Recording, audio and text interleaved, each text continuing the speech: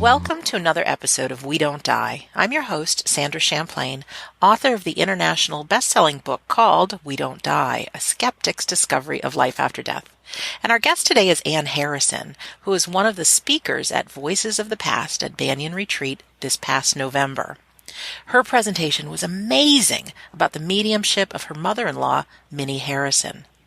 After the death of Anne's first husband in 1990, she became interested in communication from the spirit realms and also qualified in several healing therapies.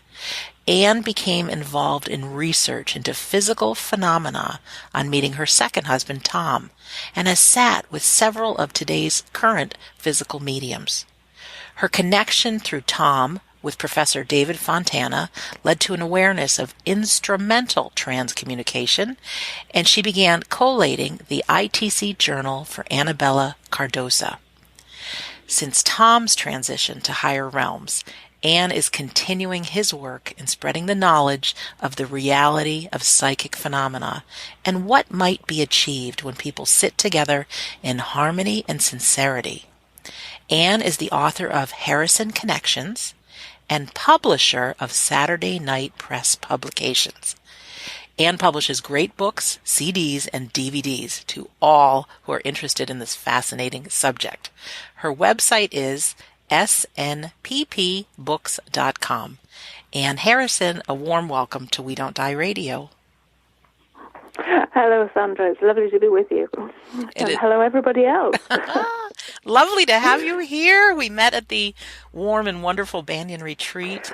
Oh, what a wonderful place. Yes, my first visit, an unexpected invitation when Nick was needing a speaker. My dear friend Sue Farrow, who used to edit Psychic News, suggested to Nick that he ought to have me down to tell the story of Tom's home circle.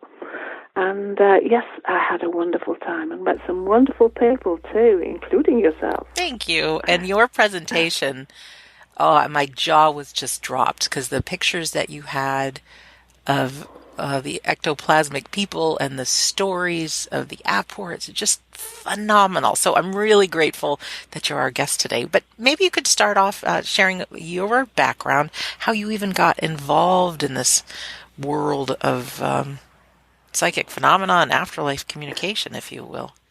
Yes, well, I knew nothing about it until the middle of June 1990 when my first husband, Norman, passed with cancer. And, of course, we'd had 19 wonderful years together. And I was totally devastated. And then my sister-in-law rang me one afternoon to say, Anne, don't get upset, but my friend who goes to the Spiritualist Church has got a message from Norman. And this person I had no idea of didn't know that Bess's her brother had died. And she, after a meeting at a church not far from Leeds in North Yorkshire, West Yorkshire, this person came up to her and said, I've got a man here who says you know his sister.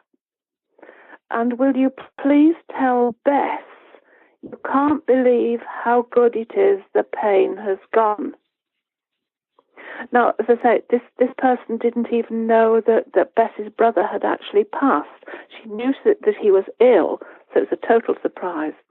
She contacted her friend Bess, my sister-in-law, who rang me and said, as I said, don't get upset, but my reaction was, when can I come?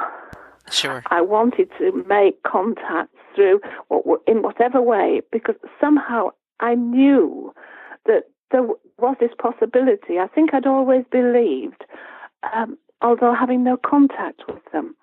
And it was several weeks before I could go because the friend actually went on holiday and we had to wait. But when I did go to this little church not far from Leeds, there was a message, but not from my husband. It was from a cousin of my mother's. Now, nobody knew anything about me. But it was enough to say that they knew that John, was in hospital, but would walk again. Well, by that time, my dear father had had a stroke and was in hospital. His name was John, although he was usually known as Jack. And he was unable to walk. He did learn to walk again, but he didn't come out of hospital. He had a massive heart attack the day he was supposed to come out and passed. But by then, that time, I had made contact with the Spiritualist Church and got to know things, and I was so pleased that he had passed when he did, because he would never have been strong enough to drive his car, nor to have gone into his workshop and done his woodworking, which was his love. He was a very skilled joiner, carpenter, and he would not have had the strength or the ability in his weak arm to be able to do any work. He would have been miserable. And so my reaction is, thank goodness he's free. That was my introduction in the first 3 months, that I knew everybody was okay. Everybody would be fine. They would move on. And it was an absolute miracle. I mean, people thought I was crackers. But I couldn't be happier for him. My family, well, no, my brother still just smiles indulgently at me and, thinks I'm absolutely crackers. Yes, that happens. As I say, one day he'll find out. But yes, so that was my start. And from there, I learned a lot at the little church I went to, and then I wanted to know more. And somebody encouraged me to go to the Arthur Findlay College down at Stansted Hall. Yes. in Essex, in England. And there I studied with a wonderful tutor, Mavis Patilla, absolutely brilliant teacher. And things just started to happen. Things just took off. But so I started to learn an awful lot about the mental side, the mental mediumship, and the use of clairvoyance, the clairaudience, people being able to hear things within their head as though people are speaking to them. And mine was more seeing pictures, and I could also then look at the pictures, and I wanted to know more and more. Well, as it happened, my friend suggested that we went along to a special weekend at a local centre where there was going to be a psychic supper, followed by the following day by a talk by this man called Tom Harrison on physical mediumship of his mother. And I said, I don't want to go to that. Nobody does physical mediumship. That's old. Nobody does that. We now want the mental side of it, where we're getting the higher teachings. This is what I had been told at the little church I went to. Anyway, she did persuade me. And as I say in my book, Harrison Connections, the rest is history. Yeah, I can Tom tell and I. you were persuaded because you now have the same last name as Tom. Well, yes, because we got married in 1998, 5 years after we met. But yes, we immediately hit that, knowing each other. You just felt as though this was something so special. And I volunteered to drive, because by then he was 75. And I said, I will drive the car if you've got to, and take you to wherever you've got to do your talks, just so you've got somebody to support you. And it went on from there. That's beautiful. So eventually we married, and so yes, I became Mrs. Anna Harrison. And he spent the 17 years, as he said, teaching me everything about the circle, so as I was able to continue after he'd gone. And when he passed in 2010, in the October, after a fall, where he then hit his head and hemorrhaged inside and went into a coma, I had to do his talk because he was booked to do one the following week, And so I did it. I'd done all the work behind it and all the preparing the photographs and everything. So that was my start. And I know he's around a lot of the time. I know some of the time that I'm actually telling the stories that he told, that I feel he is actually doing the telling through me. He's so very, very close to me all the time. It's just a wonderful, wonderful feeling and a wonderful partnership. Yes, and the talk that you're speaking of, people can watch, our listener can watch on YouTube. It's called Tom Harrison's Visitors from the Other Side. And in the description of this episode, if you just scroll into the description section, I have a link to that. And Tom has got a fantastic book called Life After Death, Living Proof. And also Visits by Our Friends from the Other Side, a couple of books. So let me just ask you, Anne, when you were courting Tom, did you attend physical seances with him? We did, yes. About 4 months after we met, Tom was already going to sit with Stuart Alexander. He'd met through the Noah's Ark Society, which was a society set up in about 1991 to promote physical mediumship, which by then, of course, in the UK had really become, nobody did it anymore, which is what they've been telling me. And people who had been involved felt that, no, this wasn't right. We've got to get people going again. We've got to give people the chance to link together and get their home circles going and make this contact. And so I say Tom went along to the first meeting and he met up with Stuart Alexander and they got on extremely well.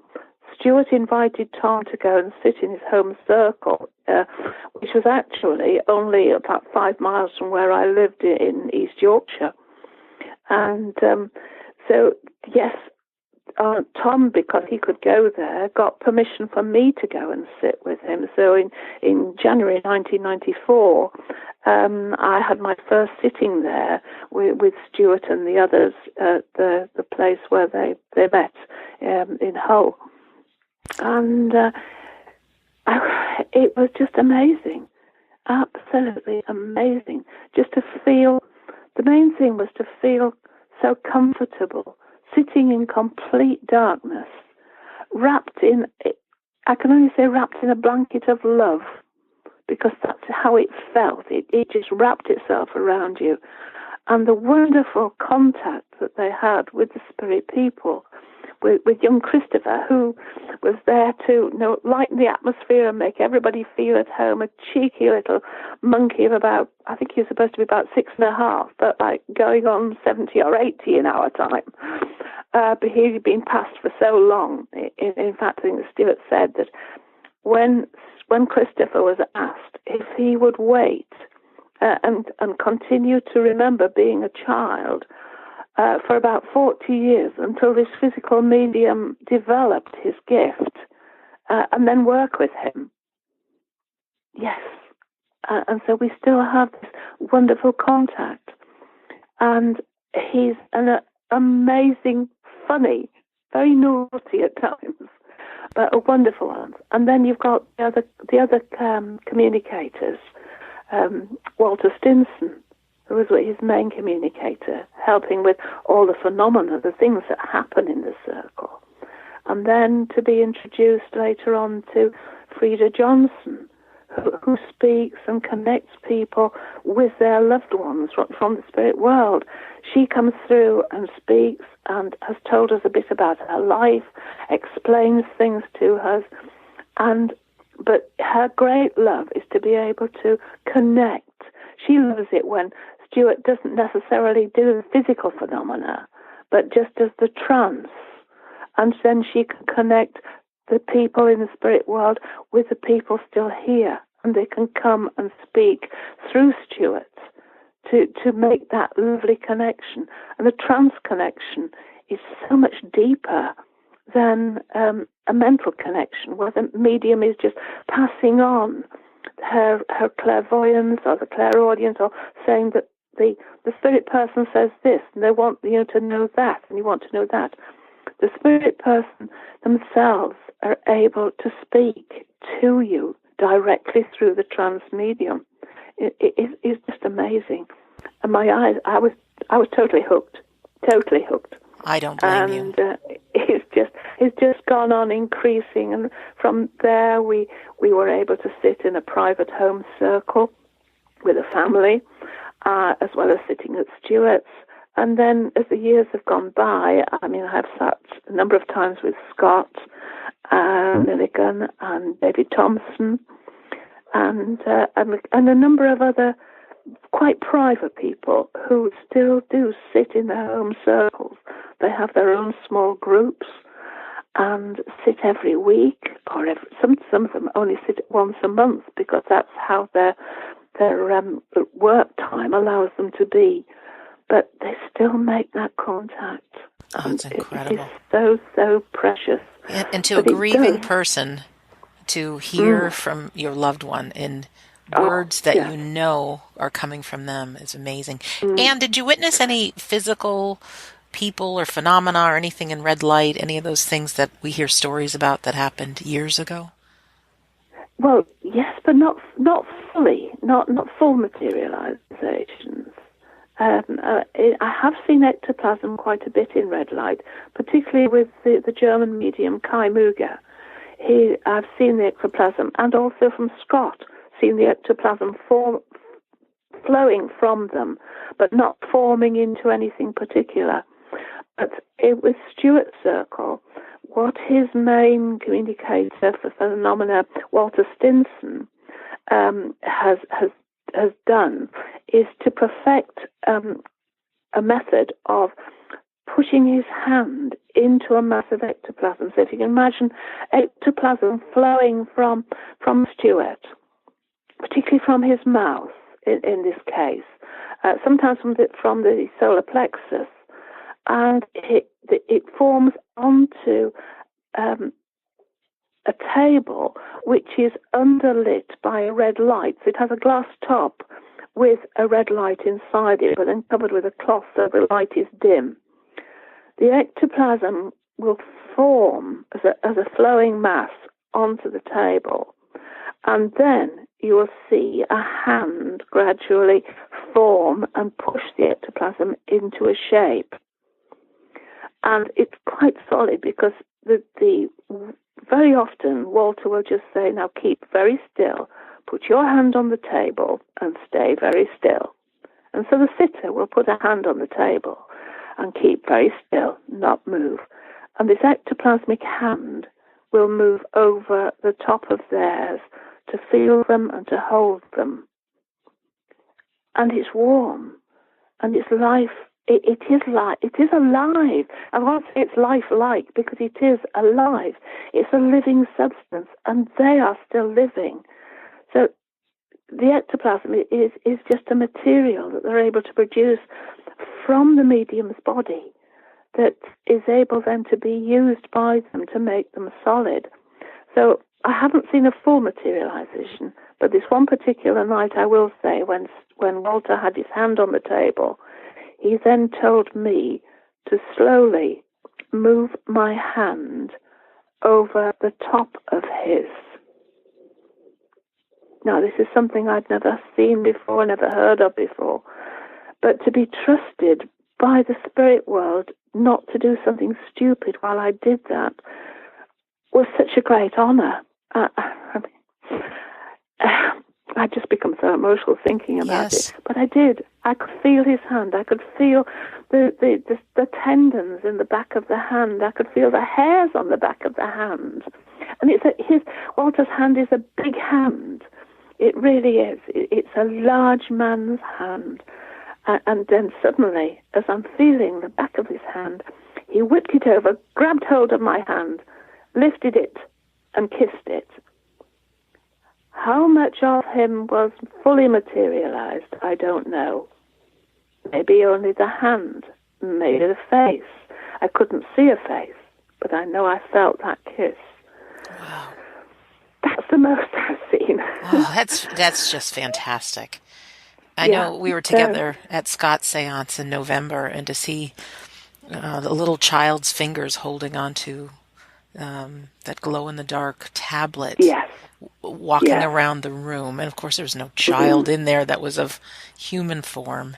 My listeners can probably tell that I've done several interviews lately about physical mediumship, and to me, it's what I'm passionate about. We'll still talk to all kinds of people about life after death, but for me, continuing my search, I feel that yes, can there be frauds in this? Yes, and I think there can be with physical mediumship, and also in every job in the world. I think there are people that aren't what they pretend to be, but I do know in my heart of hearts that this is real. And I was just telling Anne before the show, one of the big things I didn't like doing was saying the word seance and ectoplasm, because my mind goes to the movie Ghostbusters. And if anyone's seen that comedy, there's this green gooey stuff called ectoplasm. And I just thought people would think I'm a lunatic if I start sharing that I'm going to seances and there's ectoplasm, until I found a book called History of Ghosts, The History of Ghosts, written by Dan Aykroyd, who starred in the movie, his father, Peter. And Peter Aykroyd's grandfather was a spiritualist who sat in Home Circle, who, after his death, they found a chest filled with journals about these physical mediumship seances that he would have in his home. And young Dan heard these stories and grew up as a spiritualist, heard these stories of ectoplasm and seances, and that is the genesis of him using those terms in Ghostbusters. So I now have this backbone that it's okay to share. And to our minds, it seems like it's so hard to fathom that there is a substance that can come out of a medium and that our deceased loved ones can step into it, whether it's just a hand or a face or vocal cords, and be able to speak again. But my friends, it is reality, and it may be something where you need to see it to believe it, and I totally get that. That was exactly my experience and why I went to Banyan Retreat, but it's real. Yeah.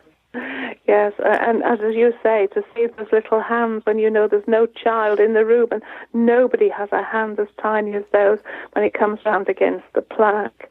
And I mean, I've witnessed that also with David Thompson, yes, when he came out to Spain, because I've been living in Spain for 17 years and only just come back to live in the UK. And we had physical mediumship festivals where we had physical mediums, and we had David Thompson came twice to our centre down in the Murcia region, and Kai Muga, who a German medium, and also Scott. And with Scott, we saw the ectoplasm coming from him, but not into any form. But it was lovely to have the direct voice as well, of a voice box. And that's something else which they can make out of the ectoplasm. They can make a structure which resembles our voice box in our throats, that can move, and that the spirit people can speak through it. And that's what they call the direct, independent, direct voice. And that's something else, because suddenly you have a voice away from the medium and away from any sitter speaking to you, or very close to you, and it comes and speaks to you. So that is something, quite different. But we don't know how they do it. They can't tell us because we don't have the language. But they work extremely hard in the spirit world to produce these effects, so that, because it's not only us that are grieving, they're grieving because they can't be with us. Or if they can be close to us, we can't hear them. We can't feel their touch. Unless you're very sensitive, you said, oh gosh, I mean, one of our favourite phrases is, someone's just walked over my grave. And that is somebody in spirit drawing very, very close to you, saying, I'm here. The thoughts that come into your head, they're trying to talk to you, trying to get through to you. And if we were only just that little bit more open and aware that this can happen, and more people, I think, are beginning to realize that, yes, this can happen. And sometimes they have messages through telephone messages. I mean, a friend of mine, that the moment her son died in a cycle accident, her phone rang, and when she looked at it, it was his phone number coming up but of course there was no message. And then she found out a couple of hours later that that was the moment that he'd been killed. And we don't understand some of the things that can happen and some of the contacts that we can have. But I just hope that, so, sometimes that people say, yes, I'm not going mad. This did happen, and I accept it. It must have been them. And so many people say, I just feel them so near me. And yes, they are. Very, very close. Yes. And can we talk a little bit about your communication or your book, Harrison Connections? And have you had communication with Tom since he passed into the spirit world? Well, the Harrison Connections is about Tom's, as I say, subtitle, Tom Harrison's desire to communicate. He was absolutely determined. He'd been speaking of the return and the spirit world and the people there and wanting to communicate with us for 40 years.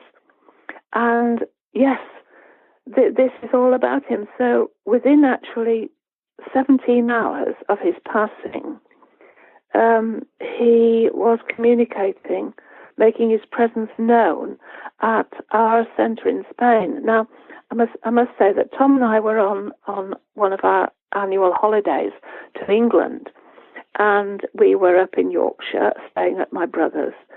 And so when he fell during the night, cut his head open, and within just over 24 hours, he passed.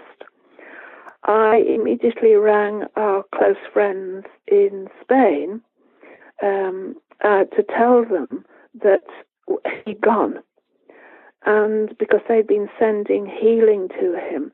Now, we had sat in their home circle for 7 years. Every week we'd had wonderful communication, very little physical stuff, but the medium was a wonderful trance medium, and we had some beautiful connections with many, many people. But so I rang them and said to Robert, he's gone. And he said, he'll be back.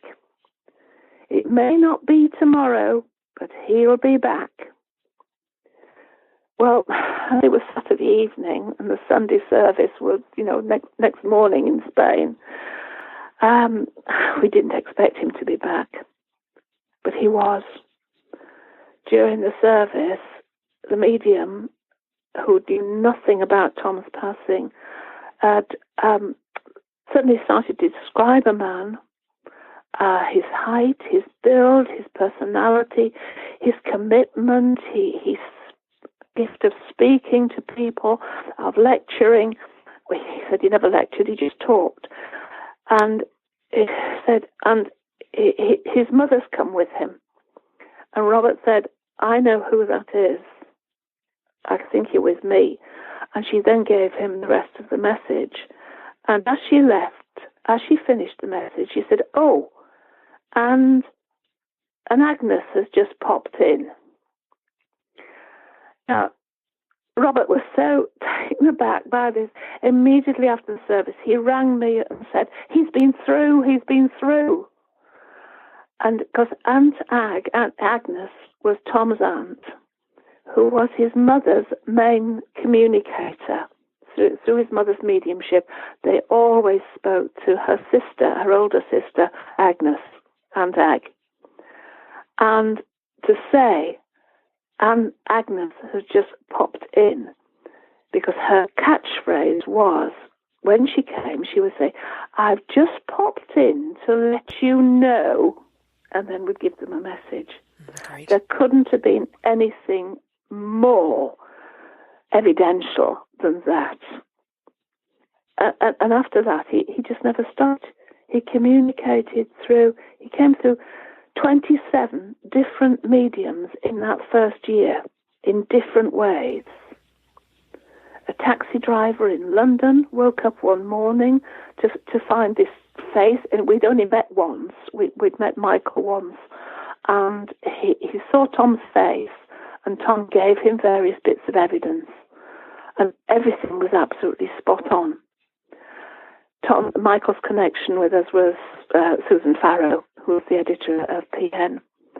He then came through so many different people that we knew, and some people I didn't know, some people I didn't have a real strong connection with, and he never stopped.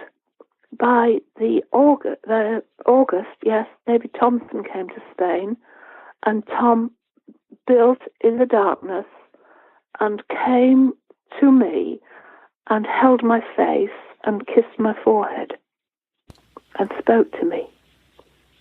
And as he was very, very emotional, he was emotional. I don't know how they managed to hold it.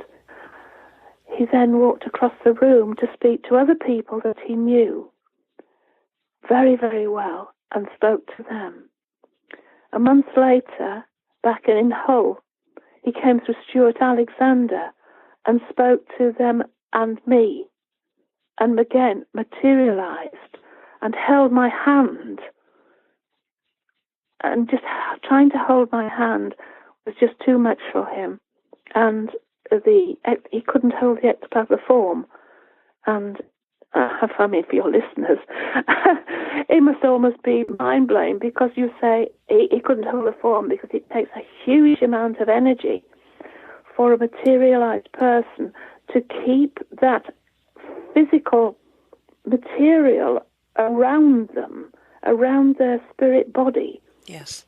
To make themselves known and to give them that solidity, which Tom spoke of so often in the people who came through in his mother's circle, because in their circle, they all were in red light and you could see them. And they wanted you to see them, to recognize their faces. That was most important, that you could recognize them. Oh, Anne. But as I say, the book took 4 years to write, because he kept trying different ways to come through, and through different people. That he even managed to write a message through Scott in 2012, 2 years after he'd passed. He wrote a message on a piece of paper for me. And it happened to be the 19th anniversary of our meeting. It just is, it was non-stop. And to get through the grieving process, there couldn't have been anything better for me than to have to keep working at his wonderful way of being with us all the time, passing on different things, moving things. Even a nutmeg grater. I decided to make a dish one day, and I needed the nutmeg for it.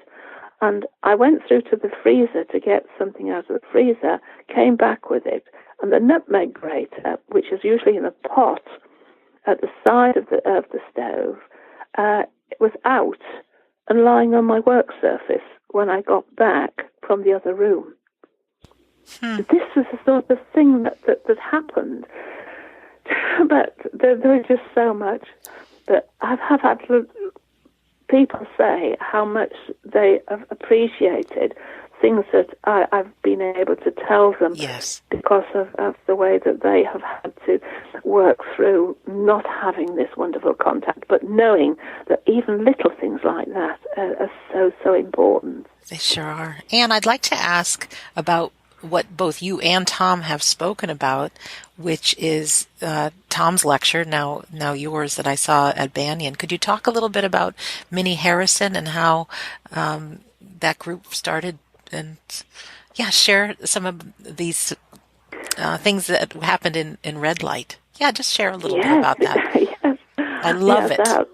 I know. As I say, it was a complete eye opener to me. Difficult to absorb all that to start with, but Tom was in the army for the full 7 years of the Second World War, and when he was home, while he was away, his wife, whom he'd married in 1940, near the start of his service, and his mother and father used to go round to their good friends, Sydney and Gladys, who ran a small shop, like a general store, and they sold everything. And Sydney also took up baking, so that they started to sell bread and cakes and various things. But every Saturday evening, they would go round and have a social evening, nothing much else to do. So you couldn't afford to go to the cinema all the time, and being wartime, they just used to go around and have a good chat.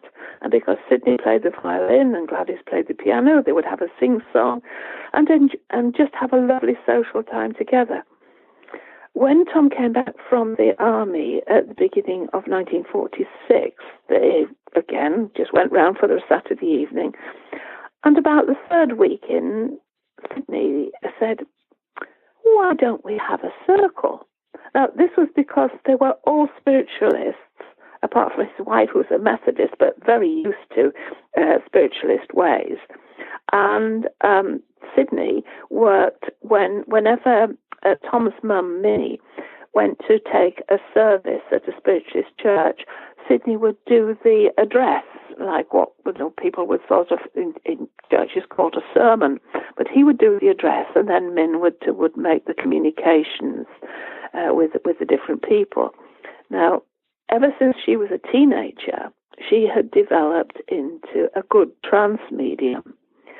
So they decided, yes, we'll have a circle. And they just expected that they would have Min go into trance, and people that they knew or didn't know would come through and talk to them.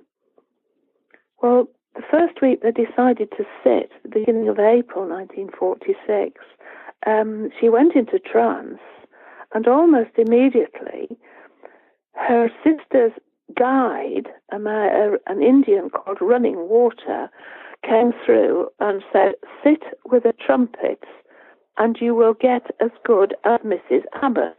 Now that was his guide, that was his control, Min's sister, Agnes Abbott. And they thought, well, we can't believe that, but we'll have a go. And that's where they started. And after the third, they made some trumpets. They made a wooden one, a cardboard one, and stood them.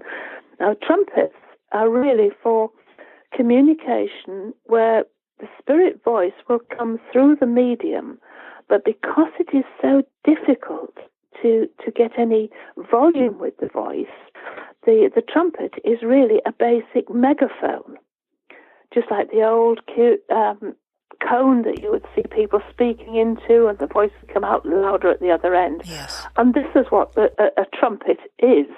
It's still used today. And so they made one or two. And the third week, under the trumpet, under one of them, when they lifted it up on the floor, was a little flower. Now, no, there were no flowers in the room. Where had it come from? Mm-hmm. And they decided it must be an apport. And that is something brought into the room that nobody has had any contact with. It arrives from spirit, and it's a physical object. It doesn't disappear. It's there. So that was their start. 3 weeks. The 5th week, they heard a voice through the trumpet. And by the time 6 months had gone by, they were having voices regularly through the trumpet. And then they asked if they could possibly have a red light, because they were starting to get hands, as you described, Sandra, the hand against the plaque, the little one that we saw in November with Scott. They were seeing that against one of the trumpets, because the spirit people had said, please, get a plaque, paint a plaque, so we can show you our hands. Very quickly, once they did that, they saw hands, they had connection with them through voices, and then they said, well, can we have a red light so we can see the hands better? In a few weeks, they said, the spirit people said, yes, we're ready for a red light, but it must be very dim. And it was, if you can imagine, a very dim torchlight, behind a piece of red glass that you would use in a photographic dark room. So it was very dim, but you could see them. And this is what they started with. And by week 32, that is just 8 months after they started sitting, that they had their first full materialization. This wonderful spirit built in the center of the room. Now, most people sort of say, if you know anything about it, is usually the medium is shut away in a cabinet, in a box, or behind a curtain, so you can't see them. And the spirit person will then build. In this case, they were still all sitting around in a horseshoe around the fireplace in this tiny room. It was barely, 3.5 meters, 4 meters by 4, 12 foot by 10 foot. Small room. A small sitting room. And there in the center of this circle, they saw this column start to build and grow, and it was just like a white disc to start with. And Tom says as he watched it, it grew until it was the full height of a person. And it turned towards him. He was sitting opposite his mother. This form turned towards him, and he could see the dark shape where a face should be. But the light was so dim, he couldn't make out the face, but he knew it was there. And from this form, 2 hands came out towards him. And he said, absolutely amazed, but not frightened, but amazed. And he put his hands out, and into his hands, this form placed 4 carnations and closed his hands around them. Incredible. And then gradually, the column of ectoplasm went down and down and down until it disappeared and just seemed to whisk back towards his mother into the darkness. And that was their first one, only 8 months after sitting. But people sit for many, many years. But as I pointed out to him, and I said, you've got to tell people this. Your mother and father and Doris, his wife, and Sydney and Gladys had been sitting together on a social evening for 6 years throughout the war while you were away. They had formed that harmony, that bond between them. And because Min was already a developed medium, as soon as Tom was back, the spirit world were ready to start and get going. Because what people don't often realize is that Minnie had breast cancer and had her first operation in 1940, and this was 1946. And they kept her going. As the guide Sunrise used to say, we give her healing. And they gave her healing every week and kept her going for 18 years until 1958. And they sat many, many weeks of the year throughout all that time, having this wonderful connection with spirit. And a lot of visitors too. They had over 200 people who were not part of the circle who went and met their family and were able to see them and hold them and kiss them. One man called Roy Dixon Smith wrote his own book called New Light on Survival, which has been long out of print but is available occasionally. And he described how his wife was a totally different build from the medium, how her hands were slender, where Min's were quite broad and work-like, a lovely, cozy woman. But his wife was very slender, and her hands were slender and played the piano. And he said she was so different, and he was allowed to go over and hold her and kiss her. But the emotion of him kissing her made that she couldn't hold the form any longer and disappeared. But these are just, 8-10 years of wonderful experiences that they had, always in red light. Now the trumpet, when they had the trumpet going and the voices spoke through the trumpet, it was in darkness. But every materialization was seen in red light, and sometimes the red light was brighter than at other times, depending on how used the spirit was to be able to stand the light. Antag was very used to it, and she would often stay for 15 minutes and have a really good chat with everybody. Oh. Others would just stay for a minute or two and not even come out of the cabinet, which they had later. After about 12 weeks, they were advised to have a cabinet so that the materializations could be stronger and more of them. And that was, we don't need that. No. I mean, what's wrong with them now? I said, but you can have more, and we can do more. Anne, may I ask a question? I have Tom's book, Life After Death, Living Proof, and there on the front cover is a picture of a materialized woman. Can you tell, and you can also see it on your website, snppbooks.com. Can you just explain that? Because she seems like she's wrapped in a veil, but you can see a face. That's right. Because of the ectoplasm, when it flows from the book, and there's a lovely picture in the book of Min sitting in her chair in the corner and the ectoplasm starting to flow from her. But it comes out, and there were the spirit scientists, and there are many of them in the spirit world that work with a circle to produce this. And they can make it into the most beautiful fine cloth. As Antag once said to them, these are the robes that you are making for your life in the spirit world. And depending on the fine gossamer, so it can be very fine, like fine silk foil, or it can be a coarser cloth. As people have said, it's just cheesecloth. Well, it can be if they want it to be, or it can be a beard.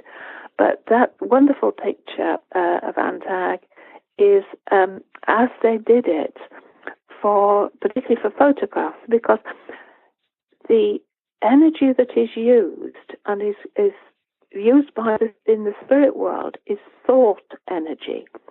And by thinking and molding those thoughts, they can create clothes. So if you've seen the wonderful pictures of Silver Bell in her wonderful Indian costume, and there are plenty online of it developing with the American medium, and she's a wonderful Indian. It took all the energy to produce that. So to use the minimal energy and to say just for them to be there, they kept it as simple as possible in like a shroud. You can see wrapped around them.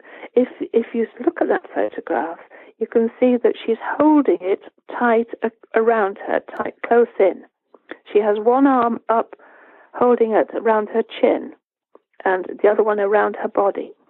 But you can see the face, and this was what was important. The face was important. Can you recognize me, is what they used to say. Can you see me? Can you recognize me? The rest of it didn't matter. Clothes don't matter. No. It's just the face. Now, the thing is that they did that because if they tried to mold it into ordinary clothes, it would use all the energy up and nobody else could come that evening. Whereas if they kept it simple and just almost as it came from the medium, a simple length of cloth, then it didn't use as much energy for them to be there. And 6, 7, 8 people could come in one evening. And they would hold it tight around their face, and particularly when the photograph was being taken, because the actual taking of the photograph absorbs energy from any object you're taking. So they had to keep very still and very concentrated so that the energy disturbance by the photograph being exposed didn't disturb them. And they were able to get a decent photograph. And these photographs weren't taken for public distribution. That's another story which happened in the 1960s when somebody was shown them and they said, get out and talk about it. These were only taken so that Min who was fast asleep in deep trance every week and saw nothing of this. Only the sitters saw it.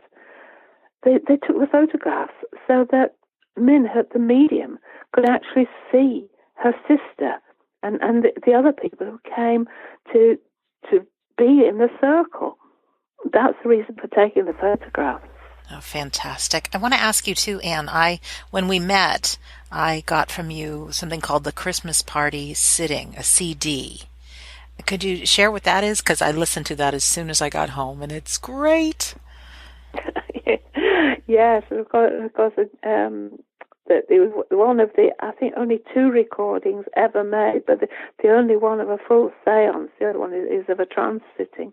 But in 1954, January 1954, a friend of theirs who was very involved with the local cinema and had an electrical shop, he had got a tape recorder, and being a very staunch spiritualist and a good friend of the family, said, would you like me to come and try and record one of your sittings?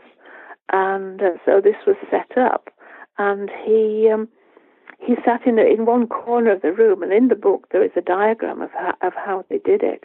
He was in one corner behind the screen so that the lights from the recorder didn't interfere with the materializations and with the trumpet work. And Tom, across the room with a microphone, recorded the whole of the sitting. And it was nearly 2 hours long onto a 7-inch reels for the tape recording. We were fortunate, that they were able to do it so brilliantly. And Tom was such a wonderful commentator, introducing people. Definitely. And they when they he held I've just been listening to a piece this morning that he held the microphone in front of the materialized form, and they spoke into his microphone. So several of the voices on the CD are of materialized people. The first half of the CD is voices coming through the trumpet. So they must have brought the trumpet fairly close to where Tom was standing, because that was in darkness, and spoke, and they were able to communicate. So some of them who didn't materialize could still get their message across. One particular one was a young boy called James Andrew, who had died when he was around about 12, and he'd been coming to the Christmas parties since 1948. And every year he came back to say thank you and to let them know that he was still doing okay and how things were going on. And Tom was able to, in 1948, was able to let his family know that he was okay and had communicated. And actually went round to the house, and that's a lovely story called Homeward Bound, which is in it. And James Andrew actually speaks through the trumpet, and it's on the CD quite clearly. The other materializations, I say, are wonderful. So I can't remember how many voices are on. I think there are certainly 12. And right at the very end, we have just a short snippet of when Min comes out of trance and speaks and just sort of says, good night, everybody. Yes. So you can actually hear her lovely, warm, northeastern accent as she just says good night. So, yeah. And weren't there lights also and Christmas presents or little toys there, if I remember? Yes, that's right, because I think the recording was taken on the Christmas party sitting, which they had every year, so it's not from 1948. They had, as we did in November at the Banyan, they had a Christmas tree, and instead of having all the normal decorations and lights on it, they took those off and put lots of tiny toys on for the children, for the spirit children. A little lorry, a little aeroplane, a small doll, beads, little necklaces, things that they could take away. And they could hear the children playing around the tree during the seance, and they could hear the tree rustling, and and at the end of the night, every toy was gone. And Gone. Tom said that, yes, it gone from the room, absolutely disappeared. It had been disported, as they call it. Apports are things coming into the room, and a disport is going out of the room, like an export, I suppose, really. But Thomas said, we asked them, what did they do? And they said, well, what happens is that the spirit children take them, they play with them, and remember, we heard them playing with the toys and unwrapping the toys in November at the Banyan. Yes. We had bigger toys around the foot of the tree, but this one, they were just tiny ones. And they said, no, the spirit children take them, they take them out of the room, and they play with the spirit, I suppose, like we would say spirit part, what they call the etheric part of the toy, for as long as they want to. He said, and then the children take them, spirit children, take them down into the slum areas of the town, where the children have no toys, and they're very poor, and there were quite a lot of areas where there was a lot of deprivation, and they had nothing to play with, and they would suddenly materialize. They would re-apport a small toy alongside a child sitting on a doorstep, sitting on the edge of the curb, edge of the, I can't say, well, pavement is not, because there's something different, sidewalk in America. Yes. And the little child would look down and say, oh, a toy. No questions asked, where's it come from or anything. And that was something for them. So the spirit children could play with the spirit part of them, the etheric part of them, and then they would rematerialize the physical and give them back for the children to play with here. That's so special. So special both ways. But you mentioned the lights as well. Yes, one of the young men working in the spirit world was the brother of Gladys Shipman, one of the sitters. Douglas had died only a few days old, and he'd grown up in the spirit world, and he'd become interested in the sort of electrical side of things, and he'd worked at producing lights, and so he could make twinkling lights appear around the Christmas tree, just as though lights were on the tree, as though they'd left the ordinary electrical set on, which of course they hadn't. They'd removed those.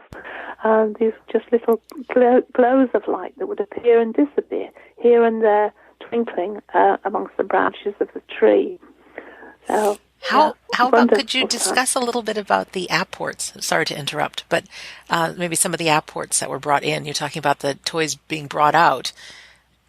What kind of things were brought in? Yes. Well, that particular night, of course, there was one brought in, and that's another lovely piece on the CD, and that was a small bell, because they sang on and off throughout the whole of the party just to keep the vibrations going. And at one point, there's the sound of a bell ringing, and there was a small, what they call an Indian temple bell, one of these curved ones, little curved claws. And they had one in the room, and they just left it in. Anybody could play with that and ring that. And during the singing, Tom heard it fall on the floor, and he said, "Oh, they've dropped it." And a few moments later, there was ring, ring, ring, ring, and he said, "Oh, they've fooled me. They've picked it up again." But what we didn't realize at the time was that it actually was a second bell, a bell that had been brought in as a gift for the circle. We still have those, and they're quite different in tone. But that was just the one thing that night. And also, there were lots of violets dropped on the floor, little flowers. Tiny flowers were left, and they were found on the floor at the end of the party as well. Flowers played a very big part in the apports of that circle, right from the early days, as I say, from sitting 3. But then after that, they very often had flowers brought in, and even bouquets of flowers, as though they had come from a florist. there was a florist nearby, and she used to put all her flowers and plants out into the cold store at the back, just a shed. It was a proper cold store. And as Aunt Ag had said to Tom, well, by Monday, most of them will be dead. So we've just borrowed a few. And they would find, when they put the lights on at the end of the sitting, they would find on the hearth, in the centre of the circle, they would find an arrangement of flowers, and somebody would have been through and said, "It's my wife's anniversary on Tuesday, please can you take the flowers to her?" Or, "It's my daughter's birthday, I've brought these for her." And there are quite a few records in Tom's diaries that he kept, very detailed diaries for the first 2 years, of so-and-so brought her two chrysanthemums for so-and-so's birthday, or 3 tulips, and different ones. And they said, "Well, where are you getting some of these flowers from?" I mean, he said, "Well, you know, Mrs. So-and-so, just down the street. Well, if you go and look in her garden..." Oh, that's great. Yes. They had just sort of picked 1 or 2 and brought them in, and they would find them. And sometimes when the trumpets were standing upright with the narrow cone end to them up, they stuck the flowers in there, a bit like a vase. So they would find those, and those would be a gift for somebody. Oh, Anne. Carnations and Incredible. roses and all sorts of things. We still have a few of those in Tom's book of memorabilia. Yes. The actual ones that came through. A feather was brought for the special first anniversary of the circle by the guide Sunrise, a wonderful Indian, or a wonderful man. And he's still around, and he still looks after us, and he's still looking after me as well. I did ask Scott about that.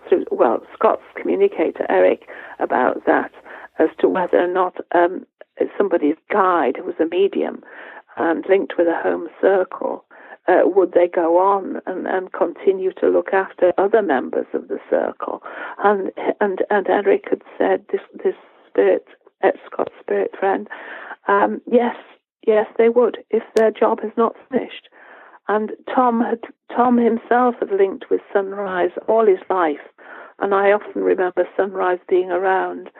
And when Tom passed, the week after at Stuart's seance that we had at the conference, his seminar at Cober Hill in North Yorkshire, Sunrise came through and spoke through the trumpet to me, giving me all their good wishes and telling me that all was well. Because obviously Tom wasn't at a stage where he could come and speak himself, but Sunrise came for me. And Sunrise is still around. He still comes to me. He's been through 2 or 3 circles to say he's still here. And so, yes, that's answered the question. That yes. I'm obviously still part of the whole setup, even though I never knew my dear mother-in-law, who passed in 1958. She knows you. She knows me. Yes, she does know me. This is great. She does know me. Also, I just want to just shout this out. Sometimes it seems so phenomenal, like how can this be true? And I can't help but think, when we think of who we are, and even the miracle of human birth, a small sperm hits a small egg, and inside of that creates a human being full of intelligence, or even thinking we're living on planet Earth that is one of billions and billions and billions of planets in a never-ending universe. Or think of, even if we look at our own hand, down to the tiniest atom that might be in us, if someone were to put a tiny camera, it wouldn't show anything. We're invisible at our tiniest layer, that we are these miraculous beings. And I don't think we're meant 24/7 to realize that we are souls having a human experience, because there is something to gain for our souls by living here on your earth. But these things are real, as spectacular and hard to believe as they may seem. Yes. There's no doubt in my mind. No, and they can't explain it to us. I mean, if they tried, we would probably make a mess of it or use it for the wrong reason, which has happened with so many wonderful scientific discoveries. It's turned to use it for the bad instead of just for the good, and so we can only be allowed to know so much. But when people say, "Why can't we see it all in light?" and we say, "Well, hey, hang on. We don't know what energy is required, what they can do with our energy, and how much of this wonderful, wonderful system that is universal." I mean, it isn't because you're either Christian or you're Buddhist or you're Muslim or anything, or a spiritualist, that you go on. You go on like it or not. And you've got to live with that. But there's so much more.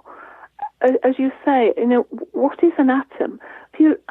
I've got some plants growing indoors because I brought them back from Spain with me, and I've got them growing on the windowsill above the radiator, so they're quite happy. But so are the little flies. And you look at them, they are minuscule. They're not even the size of a pinhead. And yet they've got legs, they've got wings, they can fly about. It is just miraculous. You look at the tiny ants, and you think, well, crumbs, the way that they put everything together. Yes, and the intelligence. The intelligence that's there, the way that they can live in a colony, the way that they know how to do things. And yet everything's in such a minuscule thing. And yet here are we, millions of times larger than them. And we can't seem to get it right at times. It's part of the evolution. And I'm even holding my cellular phone in my hand. I have an iPhone. And it's become quite regular that on the screen right now I have a picture of Tom's book and a picture of Aunt Ag, and thinking nothing of it. But 200 years ago, before there was even telephone communication, to say something like this could be possible. And I have no idea how even you and I are talking right now through the magic of not being connected by wires, and the pictures can come through. And I just think it's going to take time, and maybe things will happen in light. But this is all progress. And I think if you're interested in this, get involved. Listen to some of the other shows. I'd like to talk a little bit about your Saturday Night Press publications too, because you have so many great books and CDs and DVD and but if this is something that's calling to your heart that you want to know more of, there's probably a spirit person whispering in your ear, and you're meant to learn and share and grow, and let's bring this back to life. That's what I say, because nothing heals grief better than knowing your loved one is okay. And could you talk about the press? Yes, the whole thing started because we couldn't find anybody in the mainstream publishers to take Tom's book into publication.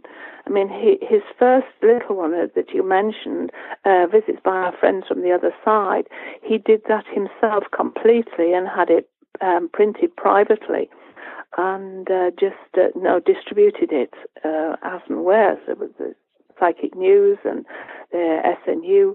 A lot of people took it on. At one stage, he even managed to get it into Smith's at High Wycombe, which is one of the main bookstores, but not for long. But that's what he wrote. He wrote a small book that just got it started and has all the main points of the circle.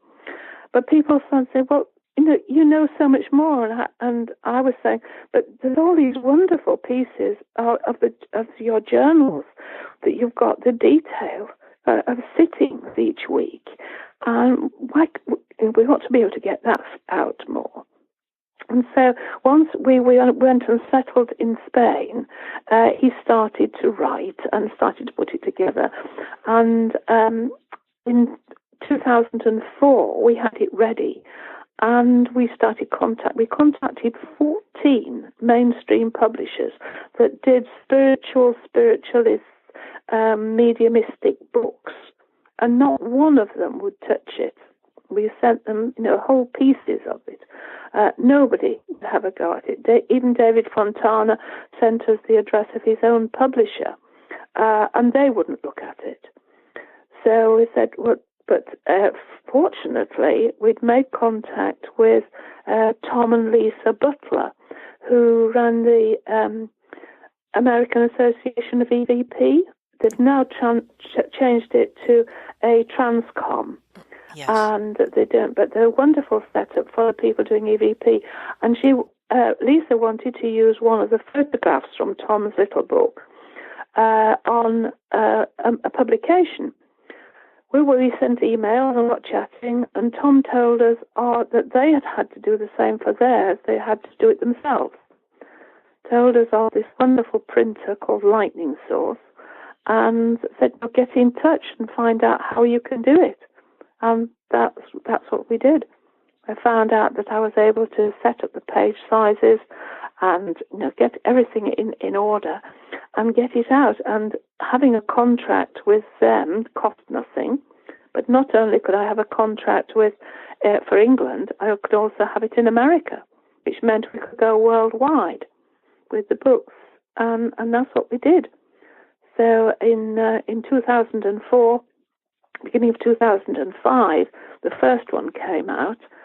And then 2 years later, Tom was severely ill with pneumonia, but received the most amazing healing through Stuart and everybody at the seminar up in North Yorkshire in the October.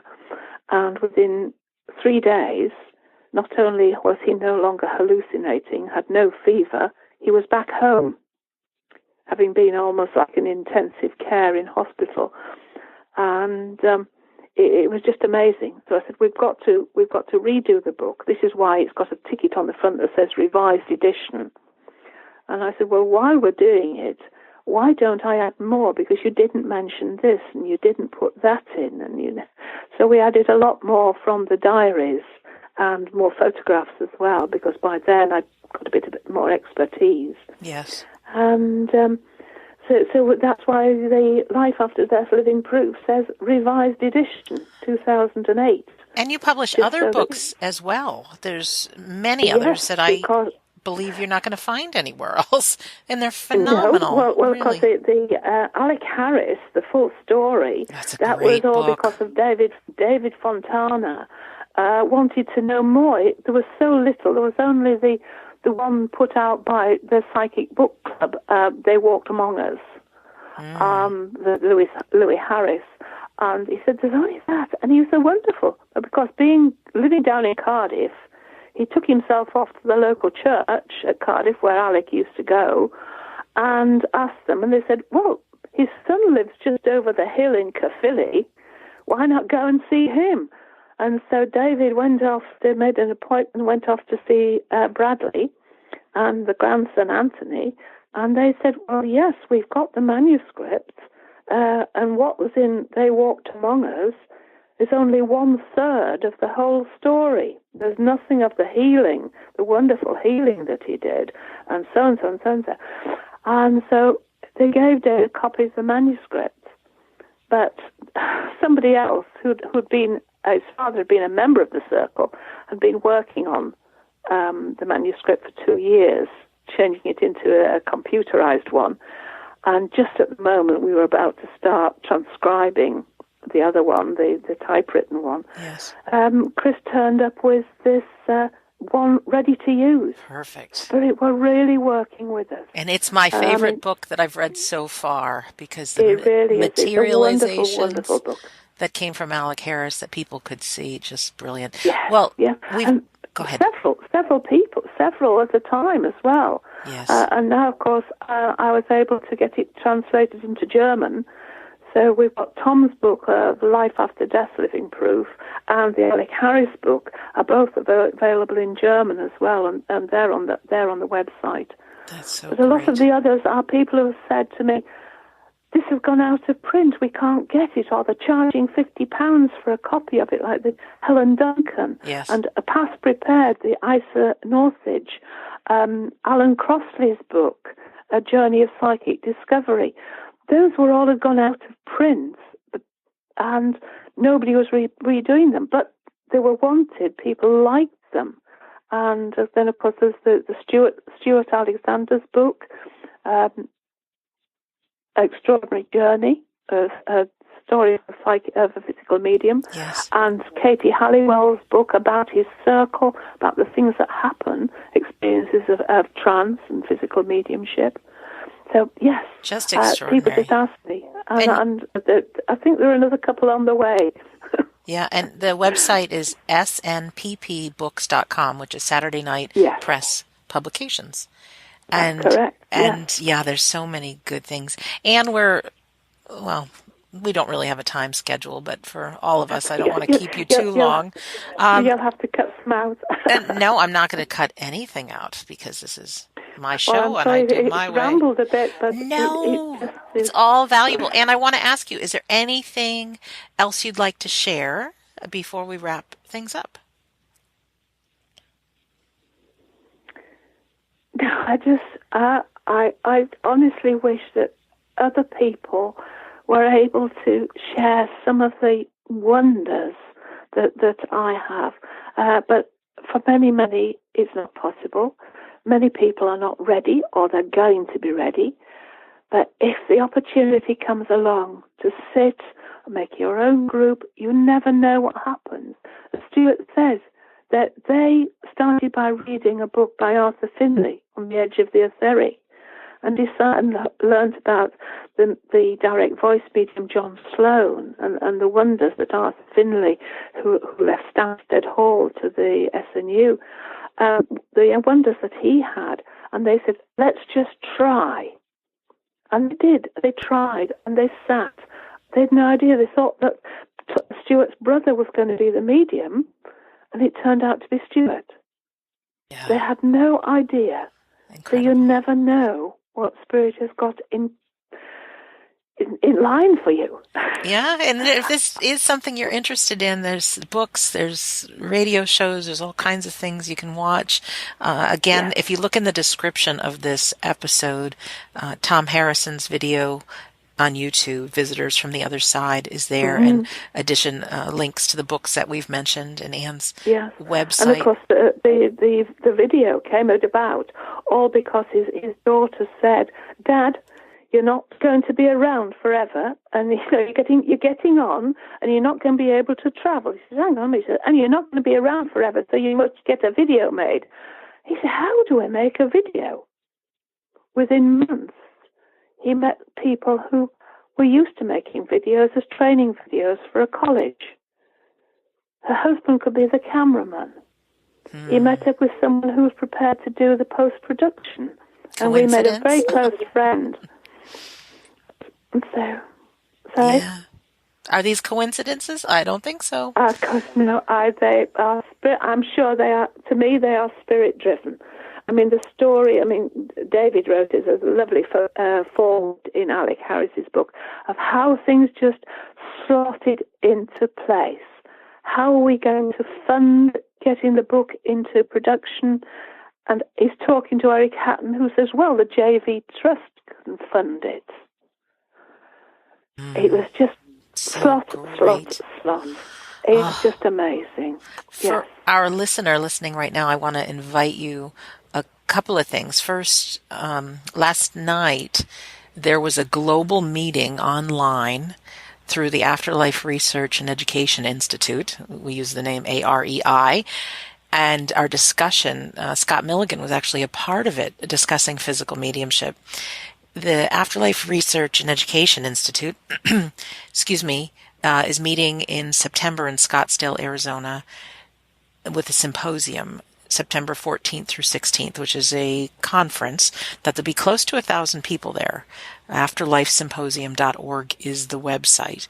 And based on our meeting online yesterday, there's a lot of talk of physical mediumship as well as other kinds of mediumship and other afterlife communication. So if this is something that interests you, I definitely invite you to, if you can, join us at the symposium. If you can't, join the Afterlife Institute. And again, if you go to afterlifesymposium.org, I think it's $35 US a year, but you're invited to all these online global meetings that are free, and you can learn so much just from the comfort of your home. Also, if you're somebody who wants to witness some of this physical phenomena, I go twice a year in the spring and the fall. This is where I met Anne, to a Banyan Retreat, and banyanretreat.com is the website. And upcoming March 29th through April 2nd, there is something called Whispers from the Soul. In the fall, it's called Voices of the Past. And there are other things you can do also, even to witness some of these seances throughout the year at Banyan. But I wholeheartedly recommend it. Really good, loving people.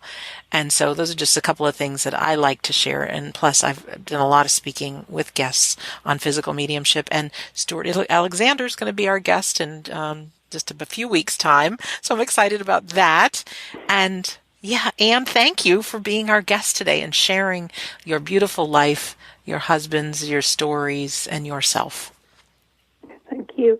I'll just say with Stuart, of course, Tom and I were members of Stuart's home circle for over 6 years until we went to Spain from 1994 through to 2000. And then we went to Spain. We were honorary members, so allowed to go back and still join in and be welcomed, so lovingly by the spirit people there, as well as the physical people of the circle.